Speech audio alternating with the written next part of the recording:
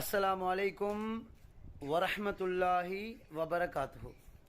அன்பார்ந்தவர்களே, கண்ணியத்துக்குரியவர்களே, சகோதரர்களே, 3 பேர்களின் துவாவை அல்லாஹ் உடனடியாக ஏற்றுக்கொள்கிறான், தட்டவே மாட்டான். முதலாவது யாரு? முதலாவது அநியாயம் செய்யப்பட்டவர்களின் துவா. அவர்கள் காஃபிரா இருந்தாலும் பரவாயில்லை, அல்லாஹ் உடனே கபூல் செய்வான். 2வது துவா, பெற்றவர்கள் பிள்ளைகளுக்காக வேண்டி கேட்கப்படக்கூடிய துவா, இதையும் அல்லாஹ் உடனடியாக கபூல் செய்வான்.